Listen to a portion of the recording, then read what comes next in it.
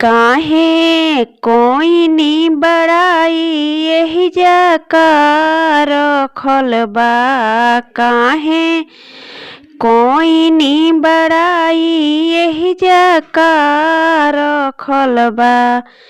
तब भोला जी टूटही मड़इया में जाड़ लागता। तब भोला जी टूटही मड़इया में जाड़ लागता। काहे कोई नी बड़ाई यही जका रखल बा।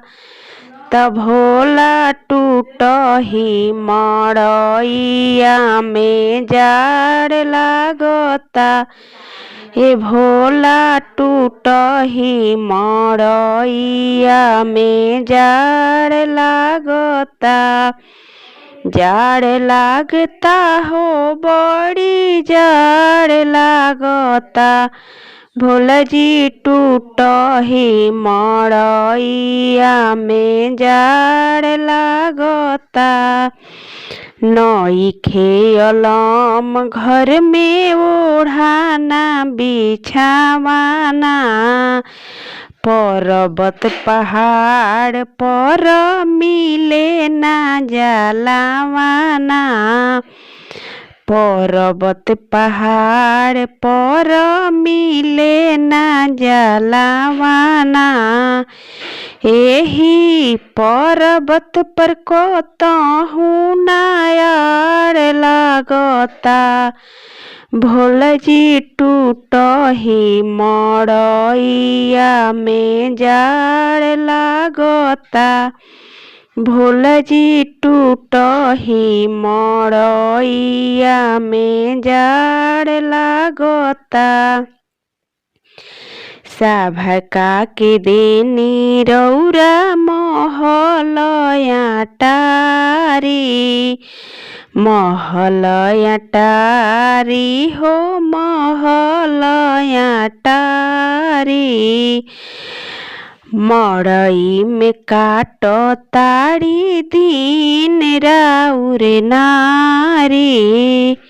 मड़ई में काट ताड़ी दिन राउर नारी। बहे पछुआ बयार खूब ठंड लागता। भोला जी टूटही मड़इया में जाड़ लागता। ए भोला टूटही मड़इया में जाड़ लागता। जाड़ लागता हो बड़ी जाड़ लागता। भोला जी टूटही मड़इया में जाड़ लागता। थर थर कांपतानी मड़ई के घर में। मन कर चल जाई हम नैहर में। मन कर चल जाई हम नैहर में। घर में बिजुली न बत्ती सब अन्हार लागता। भोला जी टूटही मड़इया में जाड़ लागता।